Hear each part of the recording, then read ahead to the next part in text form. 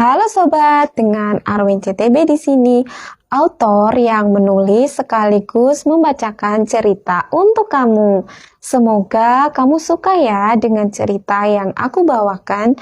Dan jangan lupa untuk subscribe channel Arwin Punya Cerita dan follow sosial media di Facebook, Instagram, TikTok @arwinctb. Dadah! Di kesempatan kali ini, Mimin akan membahas mengenai tutorial menulis novel termudah untuk pemula yang akan mudah untuk kamu ikuti kalau kamu masih pemula, dan bagaimana caranya untuk menulis novel secara gampang. Simak terus videonya. Selamat mendengarkan. Sebelum mulai menulis cerita, kita akan membutuhkan sebuah ide pokok atau gagasan utama. Nah, dalam membangun sebuah ide pokok, yaitu kita butuh suatu pelaku. Di sini kita akan membangun sebuah pelaku ya, atau tokoh.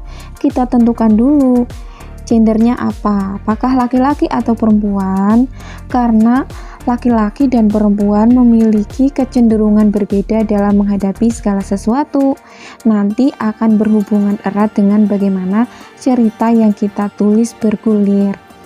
Yang kedua, usianya berapa, apakah dia masih anak-anak, remaja, atau dewasa, karena tahap umur ini atau tahap usia ini juga sangat berpengaruh terhadap cerita yang akan kita tulis. Lalu yang ketiga, latar belakang. Latar belakang si pelaku yang kita bikin ini apa sih kira-kira, pendidikannya, sosialnya, kesehatannya, dan lain-lain. Semua itu bisa kita tentukan di awal supaya nanti tokoh yang kita buat itu karakternya itu benar-benar hidup gitu dan lengkap, jadi bisa terasa nyata untuk para pembaca. Setelah poin-poin tadi kita tentukan, kita sudah punya calon pelaku atau calon tokoh. Di sini kita sudah bisa menentukan namanya siapa, yang bisa juga kita masukkan maknanya apa. Misalnya Anyala Hayati, yang artinya adalah cahaya kehidupan. Ini kita sudah punya modal tokoh utama. Lalu kita masuk ke step kedua, yaitu tujuan. Jadi setelah kita membuat sebuah tokoh utama, dia itu punya tujuan apa sih?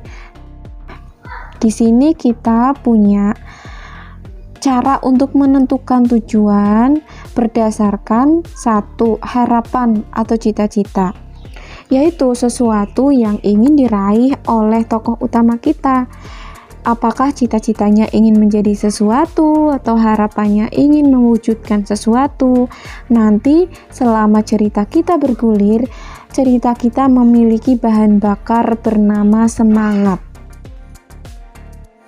Lalu yang kedua, ada tujuan berdasarkan balas dendam atau membalaskan perasaan tersakiti. Nanti di sepanjang cerita yang kita tulis, cerita kita bergulir dengan bahan bakar kebencian dan rasa sakit dari si tokoh utama kita. Nah, sekarang kita sudah punya pelaku, kita juga sudah punya tujuan apa yang ingin dicapainya. Berarti kita sudah punya sebuah ide pokok atau gagasan utama cerita yang akan kita tulis, yang sering disebut oleh para penulis sebagai premis. Premis biasanya berisi tokoh utama dan tujuan. Terkadang juga ditambahkan mengenai hambatan dalam cara mencapai tujuan itu. Nah, kalau sudah ada hambatannya, berarti kita sudah punya gambaran konfliknya apa. Modal utama dalam menulis cerita atau novel sudah kita punya, yaitu premis. Lalu apa sih manfaat premis ini? Pertama, manfaatnya yaitu untuk kita pegangan dalam proses menulis, supaya kita menulisnya lebih fokus dan tidak melebar kemana-mana. Kedua, pengajuan kepada editor. Jadi kita tidak bingung kalau ditanya cerita kamu atau novel kamu ini tentang apa, kita bisa menjelaskannya dengan singkat. Lalu menghindarkan kita dari writer's block atau macet di tengah jalan.